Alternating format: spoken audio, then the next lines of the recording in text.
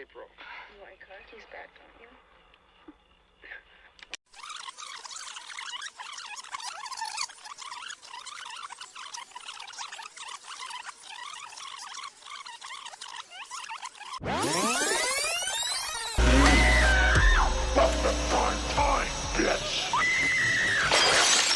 Hello and welcome to Prime Team, bitch! Les enfants, vous savez l'heure qu'il est, c'est l'heure de faire la fête.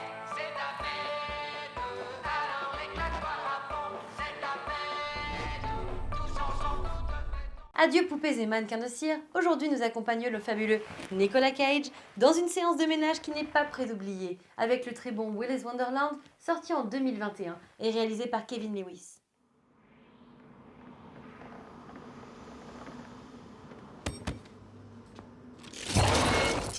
Je vais te dévorer le visage.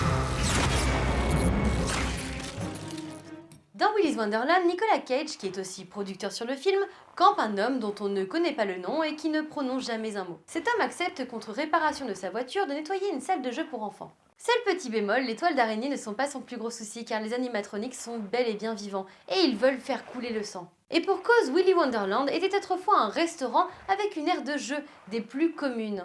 Cependant, les gérants de ce restaurant étaient en fait des tueurs qui utilisaient leur déguisement de mascotte afin d'assouvir leur plus sombre penchant, en toute impunité. Ainsi, nos mascottes pouvaient pousser la chansonnette pour votre anniversaire et vous décapiter l'instant d'après. La joyeuse équipe finira tout de même par se faire arrêter, mais les esprits de ces tueurs en série viendront squatter les automates du restaurant, afin de continuer à massacrer des innocents.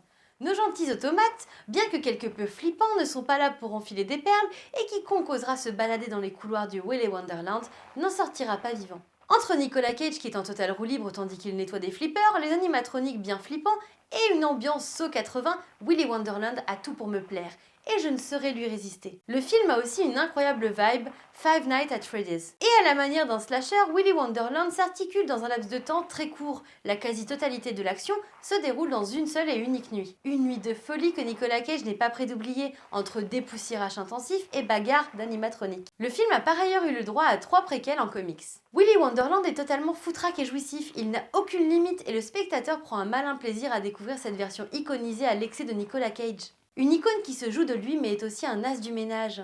Petit coup de cœur pour la scène du flipper que j'ai regardée en boucle, tellement elle est jouissive. Ou quand Nicolas Cage, sous l'impulsion de boissons énergisantes, se met à bouger son body sur le dance floor.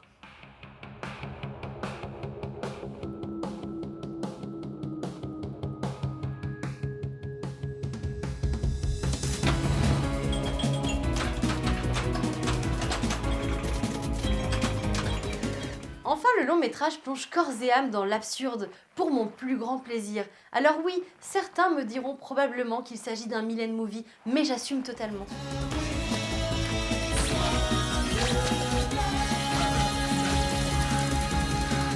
Le film est sorti en Blu-ray en France, alors foncez, c'est mon Nicolas d'amour.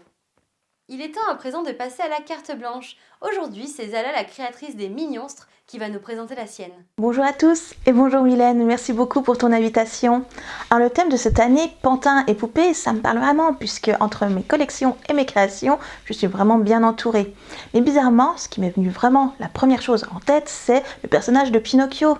Et il faut dire que le roman de Carlo Collodi a connu de nombreuses adaptations, de la plus familiale à la plus trash, et c'est vraiment dans ce dernier registre que je vais y aller. Je laisse la partie cinéma à la professionnelle qu'est Mylène pour vous conseiller une bande dessinée.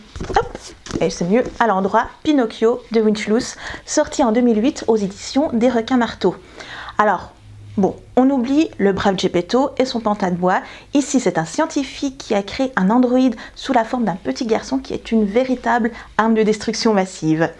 Quant à Jiminy, il n'est pas du tout un criquet, il est plutôt un cafard, un peu loser, qui va s'installer dans la tête de notre pauvre Pinocchio et qui va totalement lui faire péter les plombs. Alors on va suivre le voyage de ce petit Pinocchio qui va être parfois accompagné de petits voyous ou de dictateurs en fuite. Alors on retrouve vraiment la trame principale du roman, mais aussi quelques excursions dans des contes qui ne sont plus si féeriques, et je pense notamment à Blanche-Neige, qui est maintenue dans un coma artificiel pour assouvir les fantasmes BDSM des 7 nains. Je ne dis pas plus, c'est trash, c'est méchant, mais par contre, c'est vraiment loin d'être bête. Le récit de Winchloose, il est malin, il est même brillant, parce que tout est très très fluide. Quand on commence à la lire, c'est vraiment impossible de s'arrêter. Alors l'auteur propose différents styles graphiques qui vont rappeler des BD assez vintage. Et pour ceux qui n'aiment pas beaucoup la lecture, elle est majoritairement muette. Seul Jiminy a le droit à quelques monologues qui sont assez salés.